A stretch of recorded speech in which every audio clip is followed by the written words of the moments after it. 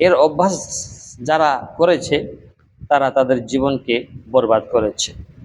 আসসালামু আলাইকুম ওয়া রাহমাতুল্লাহি ওয়া বারাকাতুহু। আজকের ভিডিওর বিষয়বস্তু হবে হস্তমৈথুন করলে কি ফরজ গোসল হবে, বা হস্তমৈথুন করলে কি গোসল করতেই হবে, এমন কি কোনো আছে? হ্যাঁ না? তো দেখুন, দ্বীন-ই ইসলাম আমাদেরকে সঠিক জ্ঞান দেয়, আর কোনো কিছু জানার জন্য লজ্জা করলে চলবে না। অতএব যেটা জানার, সেটা লজ্জার বিষয় হোক কিংবা না হোক, ফট করে চট করে জেনে নিতে হবে, যাতে আমি তার উপরে আমল করতে পারি। তো মুসলিম শরীফের হাদিসে যেখানে আবু সাঈদ খুদরি রাদিয়াল্লাহু তাআলা আনহু থেকে বর্ণিত করা হয়েছে, যেখানে রাসূলুল্লাহ সাল্লাল্লাহু আলাইহি ওয়াসাল্লাম বলেছেন পানি ব্যবহারের কথা, অর্থাৎ এখানে বুঝিয়েছেন যে গোসল ফরজ হওয়ার কারণ হলো পানি নির্গত হওয়া। পানি নির্গত হওয়া। হাদিস 343 নম্বর। হ্যাঁ না? আর আল্লাহ তাআলা কোরআনে কারিমে বলেছেন ওয়াল্লাযীনা হুম লিফুরুজিহিম হাফিজুন। আর সূরা মুমিনের মধ্যে 5-6 আয়াতে বলা হয়েছে। তো ব্যাপার হলো, হস্তমৈথুন করলেই কি ফরজ গোসল হয়? আর এটা প্রশ্ন যে হস্তমৈথুন করলেই ফরজ গোসল হবে, এমনটা না।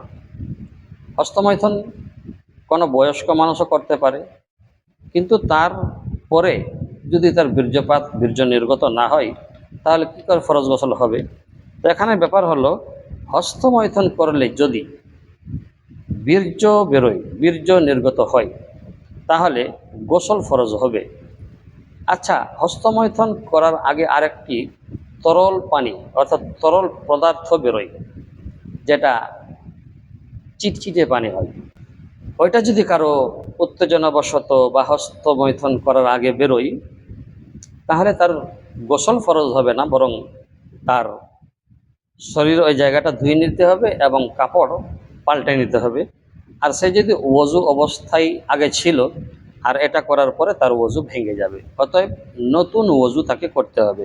তাহলে আমরা আজকের ভিডিওতে একেবারে ছোট করে বুঝতে পারলাম যে হস্তমৈথুন করলে যদি বীর্য নির্গত হয়, বীর্য বেরোয়, তাহলেই গোসল ফরজ হবে, সেটা নারী হোক আর পুরুষ হোক। কিন্তু জেনে রাখা দরকার, হস্তমৈথুন একটি গুনাহের কাজ।